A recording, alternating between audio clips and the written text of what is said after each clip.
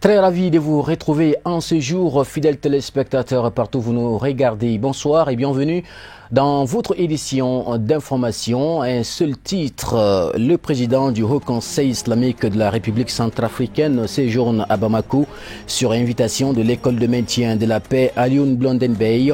Il a rendu une visite de courtoisie à son homologue du Mali, à Seyd Cherif Ousmane Madan Haïdara, ce lundi 1er juillet 2019. À suivre dès le début de votre édition. Bonsoir et bienvenue.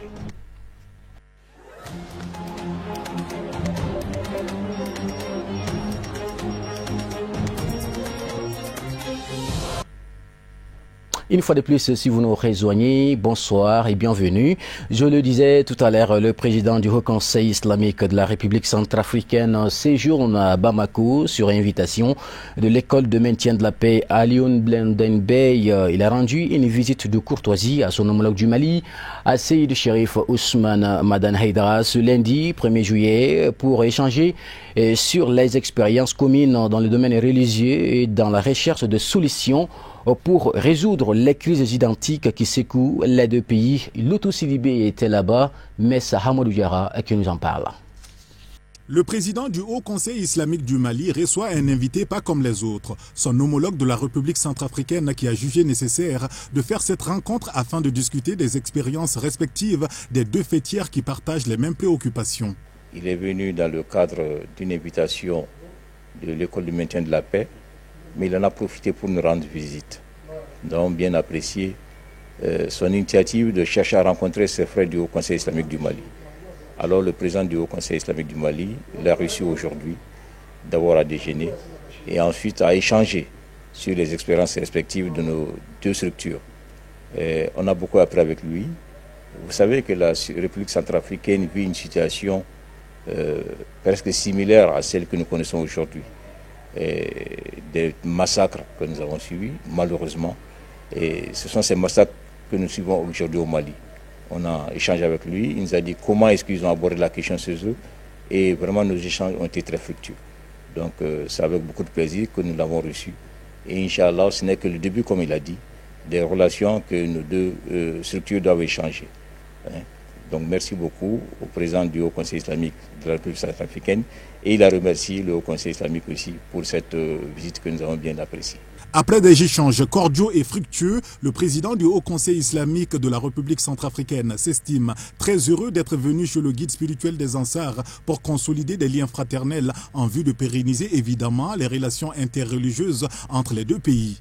Je vais faire le devoir d'abord de remercier le président du Haut Conseil islamique de la République du Mali avec tout son staff qui ont bien voulu m'accueillir en tant que frère du continent africain afin qu'on puisse échanger sur comment organiser nos communautés, comment participer au développement et à l'animation, surtout à l'amélioration de la vie sociale, culturelle de notre pays, même politique de nos pays respectifs. Parce que la religion, c'est d'abord le bien-être. Et le bien-être, c'est d'être toujours avec la population, partager avec la population son désir, chercher des solutions à la vie, des problèmes de la population. Donc nous avons échangé autour de ces points et aussi faire des engagements pour pérenniser nos relations interreligieuses avec les autres frères des confessions religieuses que nous sommes appelés à vivre ensemble avec eux. Il faudrait que nous soyons toujours ensemble pour faire face aux problèmes du pays dont nos ouailles, nos fidèles sont confrontés. Alors donc nous avons aussi mis en exergue le problème du dialogue interreligieux, les relations interreligieuses qui doivent aussi être, c'est un point fort pour nous religieux, parce qu'ensemble, nous pouvons vraiment contribuer au développement de notre pays, au développement surtout spirituel, social et culturel de notre pays, parce que beaucoup de choses nous rassemblent par rapport à ce qui nous divise.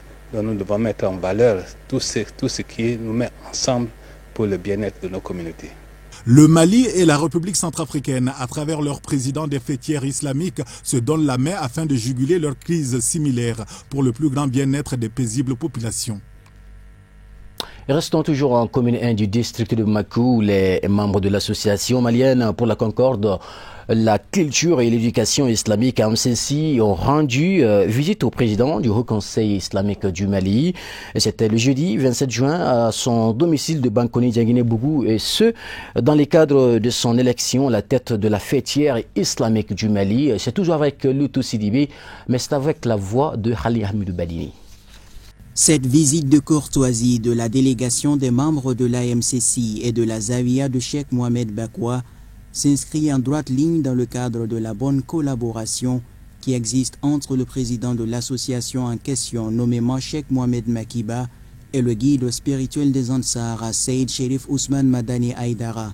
Deux hommes qui, dans la plus grande fraternité, jouent un rôle considérable au quotidien dans la promotion de l'islam authentique et le développement du pays dans un élan de patriotisme.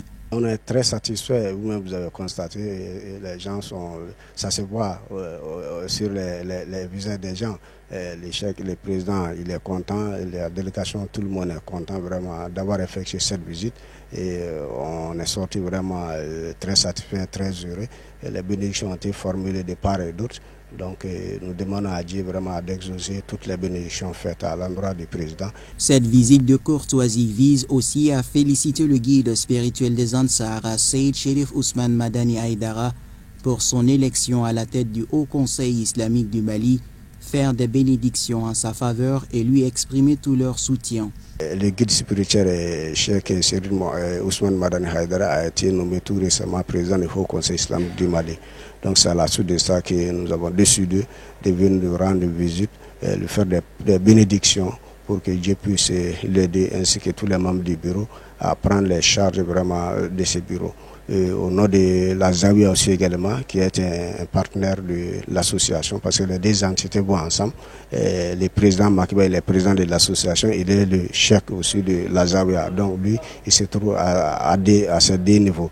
Donc au nom de ces deux délégations, on a décidé de former une délégation pour venir présenter au guide vraiment nos bénédictions, nos soutiens, et réitérer vraiment notre soutien total pour le mandat qui vient d'être convié par l'ensemble des musulmans du Mali. Cette visite de courtoisie a été agrémentée par des cantiques islamiques et des bénédictions y ont mis fin.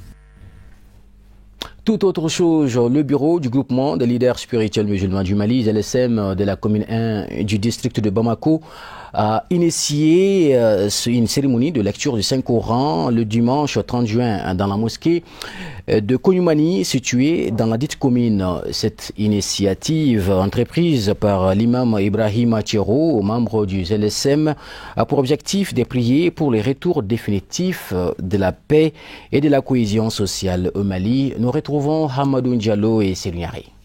Prier pour la stabilité de notre pays et appeler tous les Maliens au pardon et à la réconciliation, tel était l'objectif principal recherché par cette lecture du Saint-Coran initiée par le bureau du groupement des leaders spirituels musulmans du Mali de la commune 1 du district de Bamako. Je suis venu pour participer à la lecture du Coran de notre frère. C'est une lecture qui a commencé pendant le mois de Carême. Nous sommes à la fin de cette lecture aujourd'hui. Nous sommes venus pour participer à la bénédiction avec lui. Moi, je suis très content de cela. Nous allons faire la bénédiction pour que notre pays soit en paix et que Dieu nous garde et qu'il nous protège, qu'il nous donne le bonheur.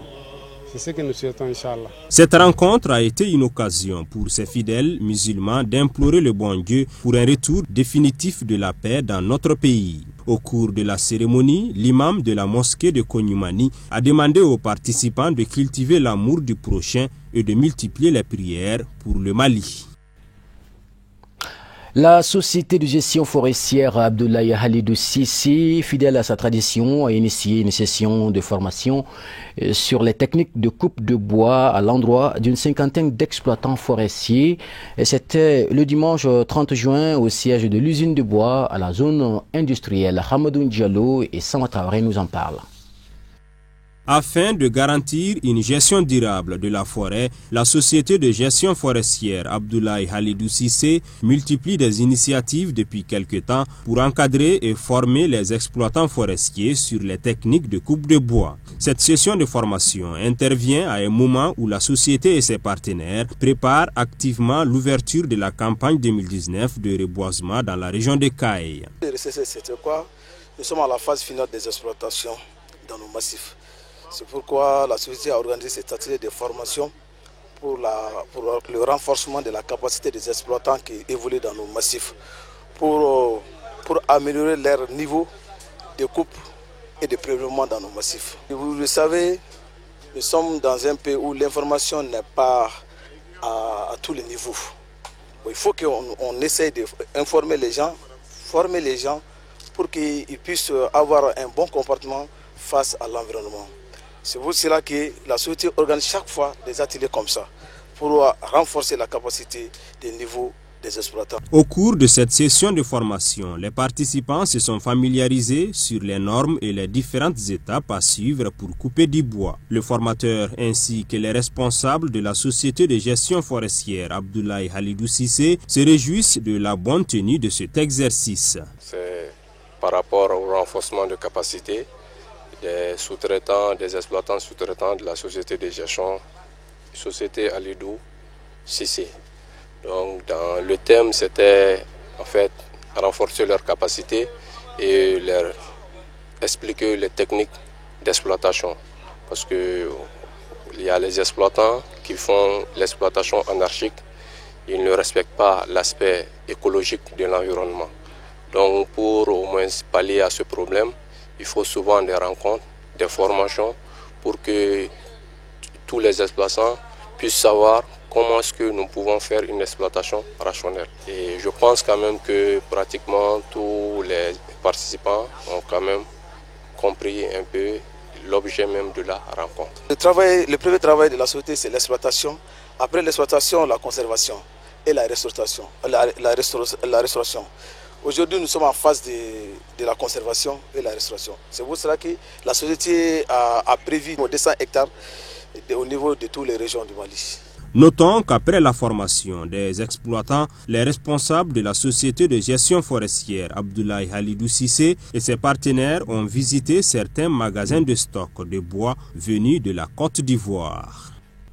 L'actualité se poursuit toujours sur Chérif la télévision. La salle du centre multifonctionnel de Doumanzana en commune 1 et du district de Bamako abritait les travaux de sensibilisation des populations sur les dossiers brûlants de l'heure.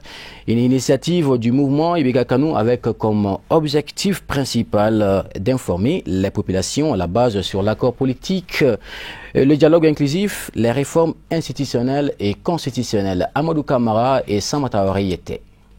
Cette journée de sensibilisation initiée par le mouvement Ibeka Kanou entre dans le cadre de l'accompagnement du dit mouvement à l'endroit du président de la République et de son gouvernement. L'objet de cette rencontre ce soir n'est autre chose que ce que le président de la République a toujours voulu pour son pays.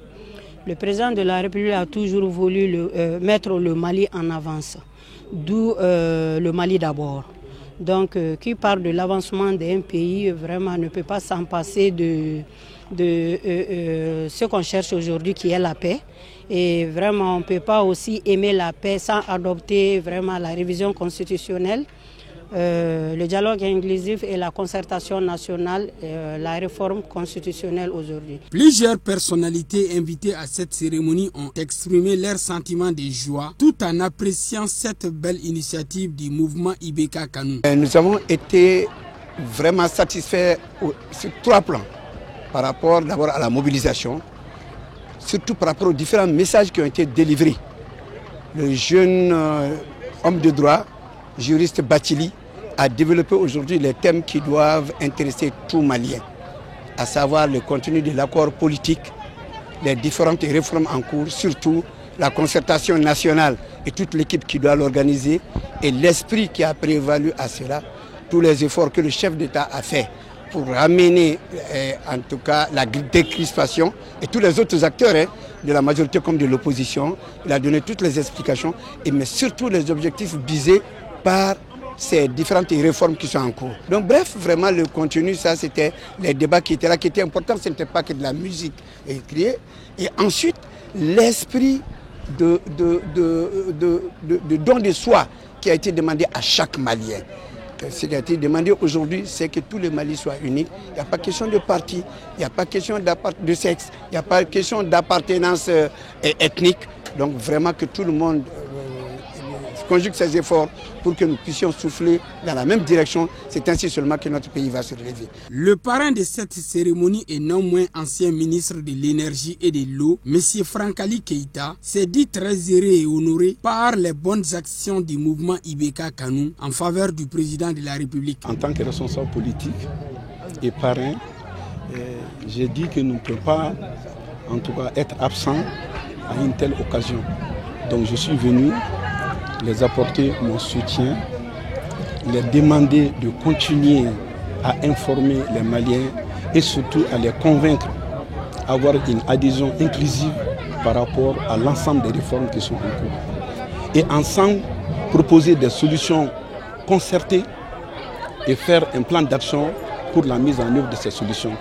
Donc, c'est un événement très important, en tout cas pour nous politiques, que cette politique de communication puisse continuer et atteindre l'ensemble des populations du Mali. A signaler que le mouvement Ibeka Kanou n'est pas à sa première pour de telles actions en faveur du président de la République et l'ensemble de son gouvernement en vue de les accompagner pour l'atteinte des objectifs. Le Centre d'études et de formation Mohamed El Madani Haïdara a initié des sessions de formation sur la gestion du temps et les principes de prêche. Les travaux d'ouverture de ces séances de renforcement des capacités qui dureront 3 jours ont eu lieu ce lundi 1er juillet 2019 à Konyumani. Voyons plus de précisions avec Samaïra Sanourou, Baba Keïta.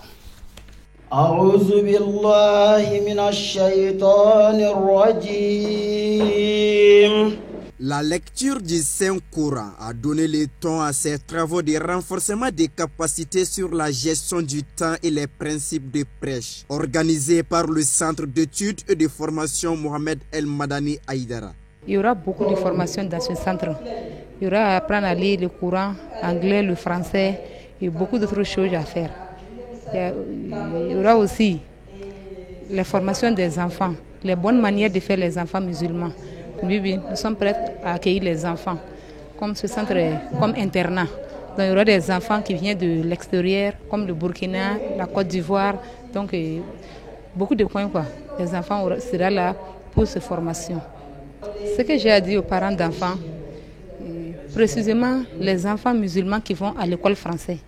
Donc, ils doivent prendre courage pour que les enfants puissent venir apprendre à lire les bonnes manières de comportement musulman, comme apprendre à lire le Coran, les hadiths et les bons comportements aussi des enfants musulmans. Je rends hommage à Chérif Mohamed El Madani Haïdara, lui qui porte ce nom, voilà, lui qui porte le nom de ce centre, que son âme repose en paix.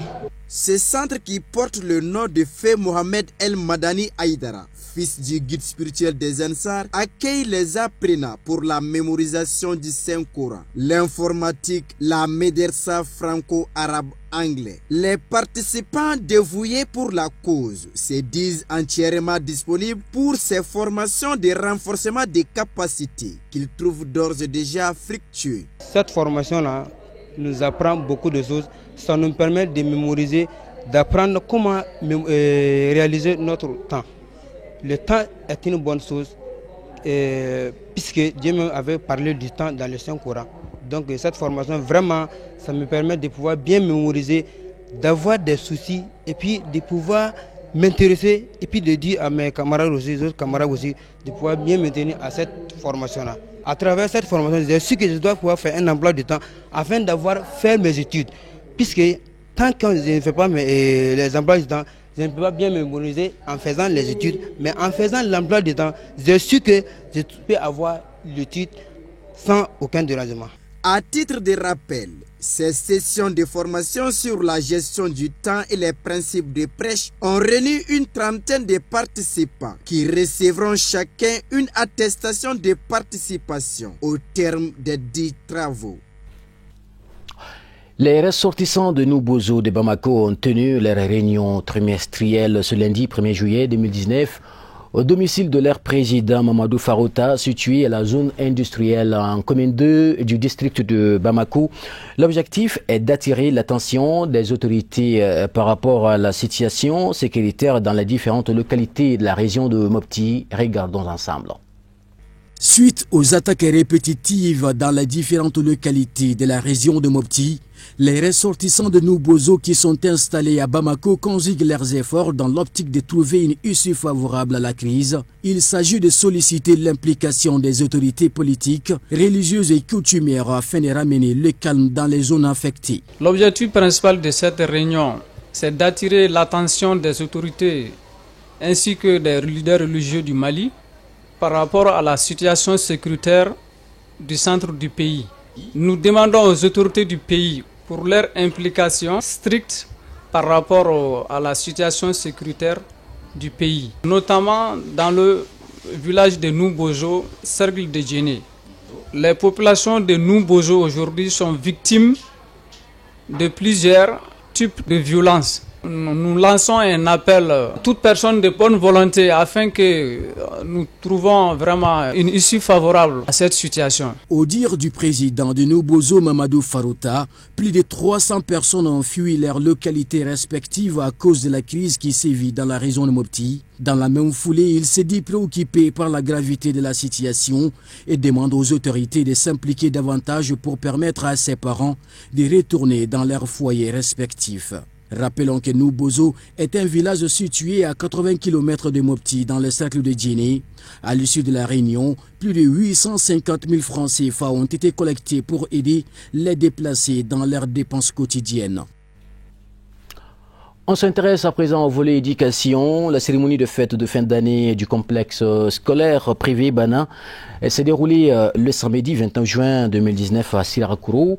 Occasion pour les responsables de l'école d'offrir des présents à leurs meilleurs élèves. C'était en présence des parents d'élèves et du corps enseignant. Reportage Kafouné Batili et Foussine Keita. À seulement 2 ans d'existence, le complexe scolaire privé Bana enregistre un effectif de 95 élèves répartis comme suit. 40 élèves en jardin répartis entre la petite section et la grande section, 22 élèves en première année, 19 élèves en deuxième année, 6 élèves en troisième année et 8 élèves en quatrième année. Les parents d'élèves ont été remerciés par le directeur général de l'école Bana pour la confiance placée en eux en inscrivant ses enfants. Selon lui, leur aspiration est de faire de l'école Bana l'une des meilleures écoles de ces pays. Chaque année, à la fermeture, nous organisons une fête pour les enfants. L'école a été ouverte l'année passée, juste l'année passée, nous sommes en notre 2e année comme ça. L'école compte un effectif de 95 élèves présentement. Nous adoptons le système malien comme beaucoup d'écoles ici. Voilà. Et aussi, à partir de la 3e année, nos élèves bénéficient du cours d'anglais et d'informatique. Déjà à 2 ans, nous avons pu obtenir 95 élèves. C'est pour dire que peut-être nous avons fait quelque chose. Raison pour laquelle les parents nous ont fait confiance jusqu'à ce point. Donc j'aimerais dire aux parents d'élèves voilà, de venir inscrire les enfants à l'école Bana parce qu'ici nous passons de nos meilleurs pour les enfants. Comme vous constatez sur notre mur, pour nous, la connaissance, c'est partager le savoir. Les parents d'élèves ont salué la direction et les enseignants pour la qualité de la formation reçue par les enfants. Depuis leur première année, on savait que déjà que c'était une très bonne école. Parce qu'il y avait non seulement des bons enseignants, et les élèves parviennent vraiment à maîtriser beaucoup de choses. J'ai mon enfant ici, et au début, qui ne s'exprimait pas très bien, qui ne comprenait rien d'ailleurs, mais aujourd'hui, vraiment, Dieu merci, je commence à savoir que vraiment, il commence à maîtriser beaucoup de choses. Je remercie l'école Bana et je les demande de continuer sur ce qu'ils ont commencé déjà et que c'est un bon travail, un gros travail. La cérémonie a été sanctionnée par la remise des cadeaux d'encouragement aux 3 meilleurs élèves de chaque classe. Pour immortaliser la fête de fin d'année, les enfants se sont bien divertis à travers des prestations de chorégraphie, imitation des chants d'artistes, récitations, poèmes et sketchs. Vivement l'année prochaine. Justement, vivement l'année prochaine. Le temps pour nous de vous proposer le tour du monde de l'actualité internationale. C'est un plus bref, une image commentée par Hamadou Diallo.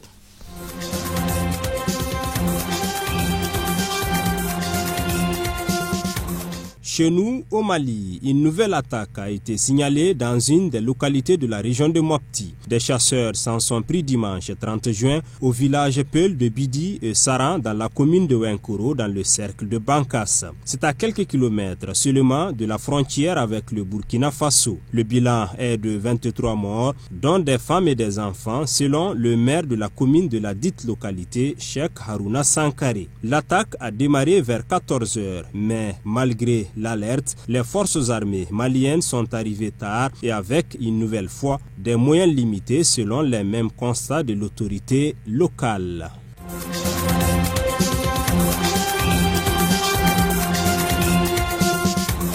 Le Conseil constitutionnel mauritanien a validé ce lundi 1er juillet la victoire du général Ghazouani dès le premier tour avec 52% des voix. Celui-ci succédera début août au chef de l'État Mohamed Ould Abdel Aziz dont il est le dauphin. Il n'y aura pas de second tour pour cette élection présidentielle en Mauritanie. Les 1,5 million d'électeurs ne se rendront pas de nouveau aux urnes. Le Conseil constitutionnel mauritanien a annoncé ce lundi avoir rejeté les recours de l'opposition pour insuffisance de preuves.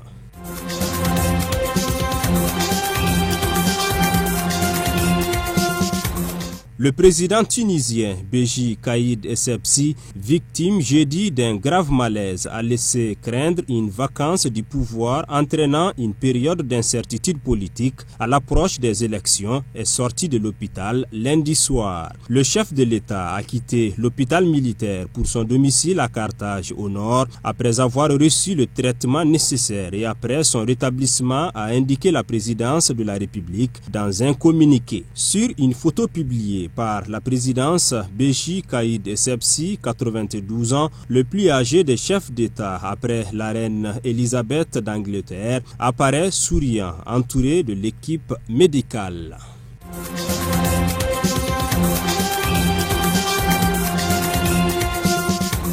Le Premier ministre éthiopien Abiy Ahmed a prononcé son discours annuel devant le Parlement ce lundi. Son intervention, initialement prévue lundi dernier, avait été reportée en raison de ce que les autorités fédérales qualifient de tentative de coup d'État perpétrée par une milice nationaliste Amhara samedi 22 juin. Devant les députés, le chef du gouvernement éthiopien a tenu à mettre en lumière les défis auxquels il a su répondre après un an au pouvoir. Mais il a aussi abordé la délicate question de la Constitution fédérale alors que les revendications nationalistes se multiplient en Éthiopie.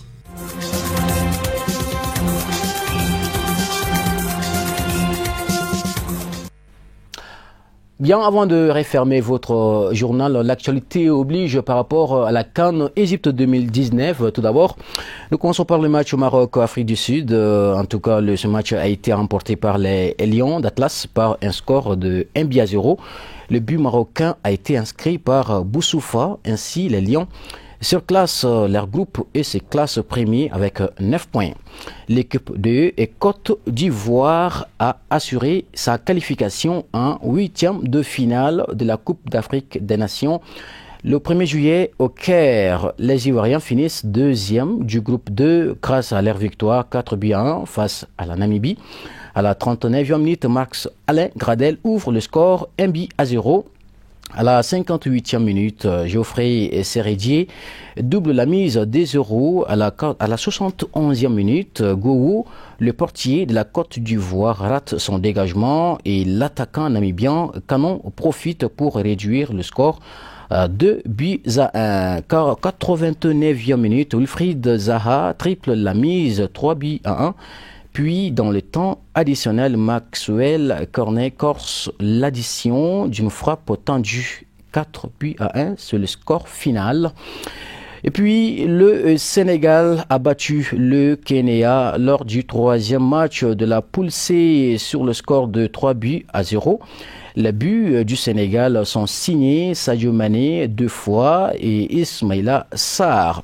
Et enfin, face à une modeste équipe de Tanzanie, les Algériens se sont amusés et remportent leur 3e match de cette CAN 2019 avec un but de Slimani et 2 buts d'Ounas, 3 buts. Donc le score final Voilà, c'est tout pour cette édition d'information de Cherifla Télévision. Merci à vous de l'avoir suivi.